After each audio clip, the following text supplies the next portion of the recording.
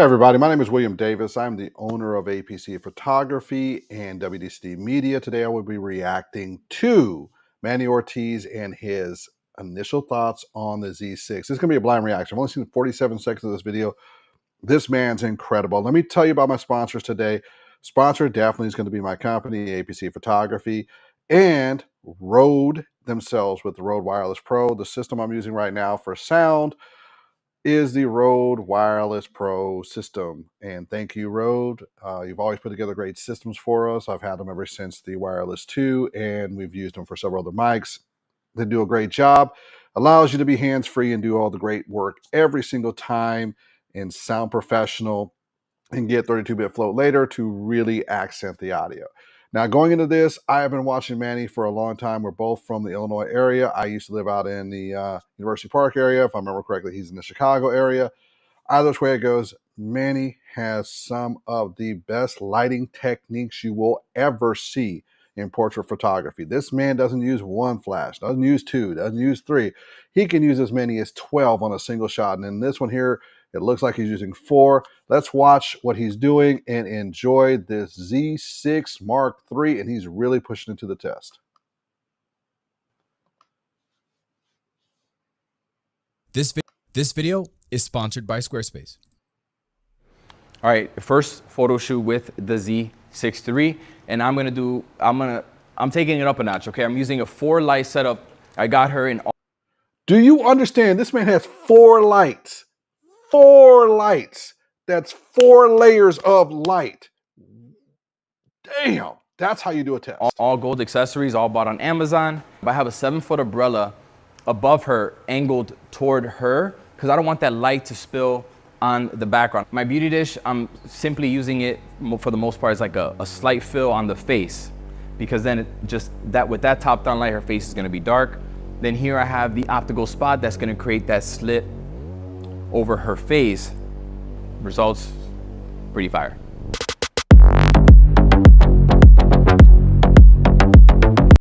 I cannot wait to see these results, man, because that type of lighting, beautiful, absolutely beautiful. Manny, I have stolen some of your lighting techniques over the years. It has made me and my family prosperous. Thank you for being willing to share this stuff out with everybody.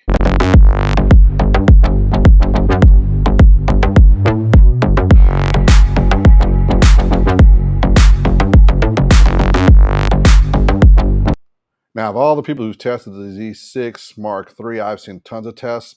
So far, just right off the bat, a 4-light system in this heart of an environment, absolutely magnificent. I can't wait to see the results.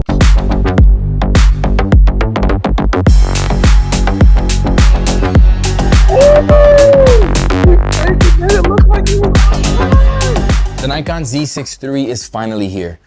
And I don't think y'all understand the type of shot he got there in studio. That looks like he's outside in a beautiful park or some playing with Manny. that this is the most important camera that Nikon has launched since the Z9. Agree. It's $2,500. This camera can do things that are usually reserved for that $4,000 tier camera. Whether or not it can deliver in the real world, we'll find out soon. I only had 5 hours with the camera, but I'm gonna tell you. 5 hours. Manny, you're the man. 5 hours. That's all he had with this cam. So what he do is he picks a 4-light system, puts up an elaborate shot that you would normally take 2 days setup, a day setup, planning and everything else. And he's pushing it for real. That's how you test a camera. What I think is the bigger deal here. I think that this camera fills in that much needed gap that Nikon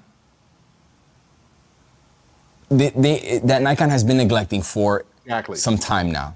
So the problem that Nikon has had over the past 4 years, and the reason why I feel like they've been overlooked, at least compared to Sony and Canon, is their lack of ecosystem. And I'm only going based on how I feel and what I.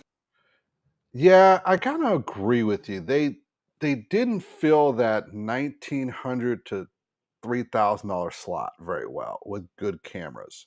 I'm hoping the Z6 III does that, because I have a ton of Nikon shooters that are having a very difficult time figuring out what camera they're going to go to, because they do not want to go to Sony. They do not want to go to Canon. They definitely don't want to go to Lumix.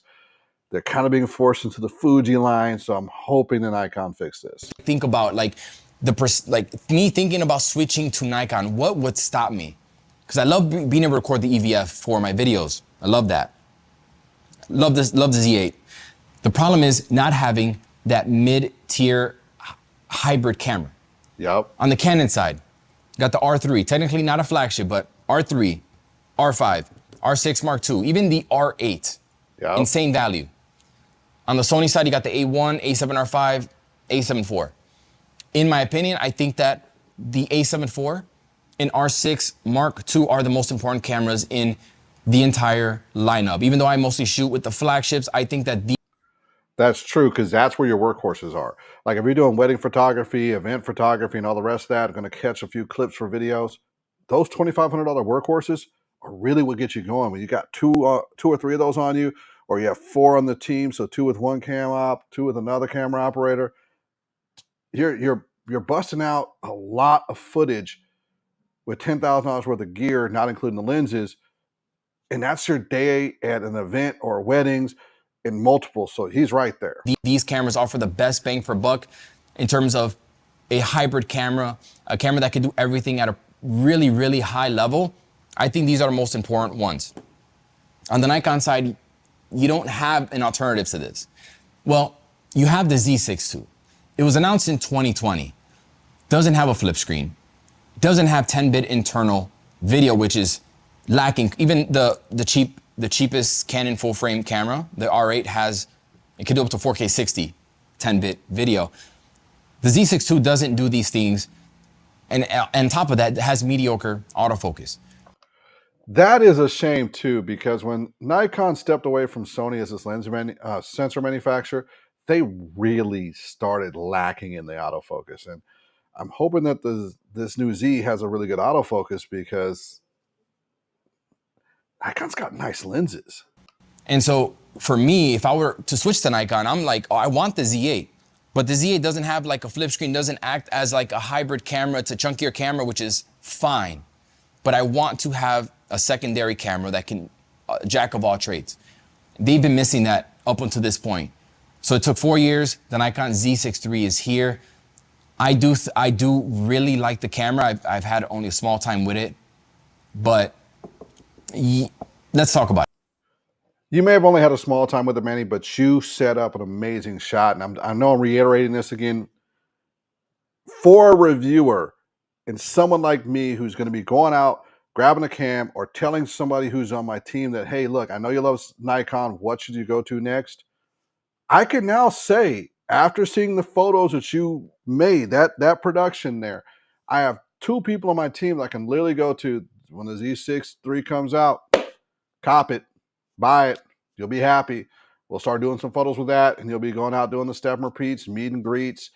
We'll do whatever we got to do for photography, and still get a little bit of that B-roll and everything, and maybe even get a couple of interview shots, or get some video shots of people. I have a way of telling people that we hire in on the team to go with that. About it. In the heart of the Z6 III is a brand new 24.5 megapixel partially stacked sensor. And by partially stacked, meaning that it's going to have a faster readout speed than a normal sensor. So it should improve things like the autofocus and even the rolling shutter performance. But just the quality, judging the quality on the sensor, I mean, I could not be any happier with the images. I think they speak for themselves, truly.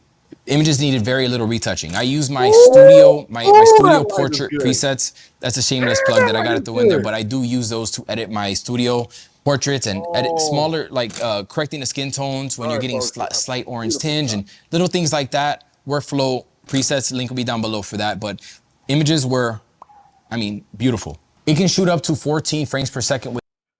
Did you see that skin tone? I don't think y'all understand how difficult that has been for Nikon. With the latter iteration, the Z6 II.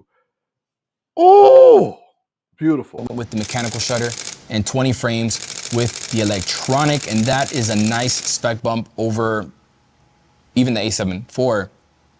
But the one thing that really caught me off guard here, okay, and I'm not being dramatic, I'm being serious. You know how the Z9 can shoot 120 frames per second JPEG, and the files, they're spitting out 11 megapixel files, right? Well, with this Z6 III, you have the same capability. You can shoot 30, 60, and 120 frames per second in JPEG, but it's better in the sense that it's gonna spit out a full resolution JPEG. Ooh. Ooh. That's nice. Ooh. I did not know that. So you're getting a 24 megapixel JPEG on the Z6 III when the Z9 can only put out an 11. And this is where those $2,500 cameras come in. We know that we're going to throw $7,000, $8,000, $9,000, $10,000 worth of lenses at these cameras. We want a solid body that we can take that $9,000, $10,000 worth of lenses and switch between a flagship and a entry-level production camera. And this is starting to sound like it. So you're getting better in that sense. And then you get up to around 1,000 shots, so maybe like 7, 8 seconds on that burst. Hello. The EVF has been improved. It's bigger, brighter. It's 4,000 nit brightness. I mean, it'll cook your eyes out if you put it to max brightness. It's kind of unnecessary, but the EVF was beautiful, especially when you're reviewing images. The rear screen is a 3.2 inch. Finally. 3.2 inch flippy screen. It flips. That's standard now. It flips. I like that. It plays with everybody who's in the same field. That's great job, Nikon. Green. This is something that these cameras needed in 2020. I'm glad that it's here now. Very, very welcome. I'm sure some people will be upset about it. We're all happy about it, okay? The autofocus system in the Z6 III is inherited from the Z8 and the Z9. It has the same subject detection, 3D tracking. Which means it's just going to be solid. It's not going to be spectacular. It's not going to put you above Sony or Canon, but you can go out and work, and that's all that matters. Autofocus system, but it's not going to behave the same because you're not getting the same readout speed. Similar to how when the R8 inherited the R3's autofocus, it's the same, but it's not actually the same. The vibration reduction has been improved. You get up to 8 stops of vibration reduction in camera, and you also have access to focus point and synchro VR as well. You also get access to pre-release capture, something that you can find in the Z8 and the Z9 as well. And now for the video specs. Are you $2,500 camera. This is the important part. $2,500 camera. These are the most important workhorses we have in our industry, period. My biggest workhorse is the A7 IV. We have ours. We have all the rest. The A7 IV is my biggest workhorse. I put any type of lens I want to it, $1,500 lenses, $2,000 lenses, or I put a cheap lens. Doesn't really make a difference, but it does the work. And now Nikon has one. ready? Because when I saw this, I was just, it can shoot 6K 60p and RAW internally. I think the one that really shocked, or the one that I am most excited about, or I think it's most exciting, is the fact that this camera can shoot up to 4K 120, albeit with a 1.5 crop. You got 4K 120 on it in a $2,500 camera. All the other ones shoot up to 4K 60. Yeah. And if the rolling shutter is controlled pretty well, I think that is a home run. But also, I don't think rolling shutter is as big of an issue as everyone makes it as. If you're whipping and panning that fast, that's a problem. Maybe the shot's not right or whatever it is. That's just not a normal whip and pan thing. Rolling shutter's never been a major issue. Even the A7 IV that I use right now, it's got rolling shutter issues if you whip it too fast. But if I'm whipping that fast, that's usually more, it's more of me screwing up the shot than me having to worry about rolling shutter. someone like Casey will appreciate this. 240 frames per second in 1080 as well. The body is it's slightly bigger, but it's about the same weight. It's around 750 grams. Now, if you look on here, what's really great that I see right off the bat is the USB-C and the HDMI that's a full size. I love both of those features. Everything else is not super important. They're always going to have auxiliary jacks and things like that, but those two pieces are key. Similar to the Z6 II, it does have a deeper grip. Feels very, very comfortable in the hand, and it has the same UHS-2 SD card slot and CF Express Type B option on that sucker. I want to take a quick moment and tell you about today's sponsor, Squarespace. Squarespace makes it so easy and seamless to set up a website for your business, whether that's an online store, a blog, or a personal site. Yeah, we get to watch them advertise. Squarespace has this thing called Blueprint AI that gives you unique design and styling options to best align with your brand. A feature that can give your site some personality. I'm currently tinkering with it right now because I plan on doing an entire redesign pretty soon. It's also been effortless to manage my online store, selling my presets, and even more recently, I've been building out an appointments feature that will allow my viewers and site visitors to schedule a mentorship call with me in just a few quick steps. So if you use the coupon code Manny, you will get 10% off your first purchase with Squarespace. So check them out. Link will be in the description. One of Nikon's biggest advantages over the competition since they went mirrorless has always been that they're not having to compete with their own cinema line of cameras like Sony and Canon are. That's not an advantage, bro. The bridge point wasn't there. I love the fact they just bought Red, and you might be going to that, but I love the fact they bought Red, so now there's a bridge point because they've always had a pretty good codecs in their camera, but you had nowhere to go with it, so it forced you over to Sony generally or Canon. It's that simple. And it's starting to really show with the Z6 III. So the Z8, Z9, we're already ahead of the pack when it comes to video features, but these are $4,000 and up cameras, right? You know, being able to shoot up to 6K 60 and RAW internally, which I think is more of a flex than anything else. But, you know, let's be honest. The Nikon Z6 III was a bit overdue. I give Nikon a bit. Try like completely overdue. Nikon massive props for delivering a product that seems to have answered everyone's questions and deliver on what most Nikon users wanted. I mean, I think they might have exceeded them a little, in my opinion. They did on video. They definitely did on video. I read through a little bit of the video specs that were on the back of that camera there. Yeah. Ooh, Canon and Sony. Canon and Sony. I got news for y'all. That's going to be, they're going to be beating on the door for y'all to add those features. So for $2,500, you can get a true full-frame hybrid camera. Shit, if anything else, it sets a new standard for that mid-range, do-it-all Swiss Army knife camera. There's just nothing else at this price range, $2,500, that can match the 6K 60 RAW, whether you're going to use it or not, up to 4K 120. Not going to use a RAW. You're not going to deliver RAW most of the time. You're just going to be delivering 264. But being able to shoot in RAW without having to use an external monitor, that's nice. I'm using the external monitor now. Now, don't get me wrong. We're still going to be behind monitors so we can see things. But being able to record external RAW internally, oh yeah, that's beautiful. Video. And then on photography, it can shoot pretty much any genre like sports, wildlife, portraits, having access to premium features like pre-release capture. That's what you expect of a $2,500 camera. It's just a workhorse. It's not your consumer camera, and it's not your top end. Oh, this is the reason why I have this camera, and I can charge an extra rental fee for it, and maybe get that last 5% out of a shot. You're just getting a solid, powerful camera at $2,500, which is what most of us shoot with.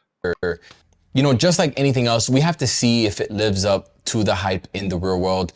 And that's going to take some time. Again, I only had one day with this camera. Bro, your 5-hour shoot. So far, I've watched, I think, 10 Z6 III videos, And right off the bat, yours is the best photography one so far. It just no one's close. Nobody's close. You hammered that camera and show what it could actually do.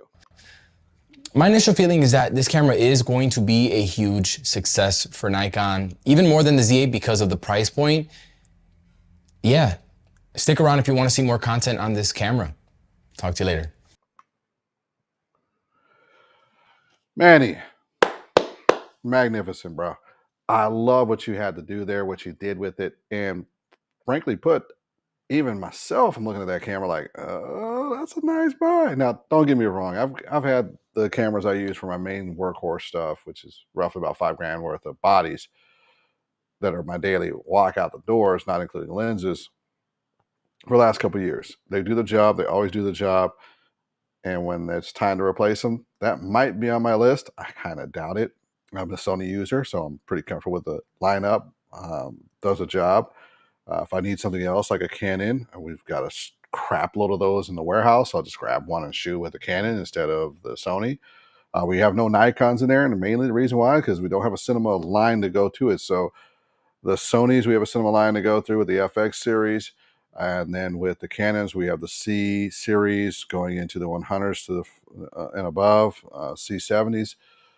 Nikon, with the purchase of red, now gives the option of having that red series going up. And I got to say that Nikon's, the Z6iii, the video options that are on there, spectacular. But frankly put, you just killed it with the photo side. Thank you, Manny, for doing it. Everybody have a good night. Peace.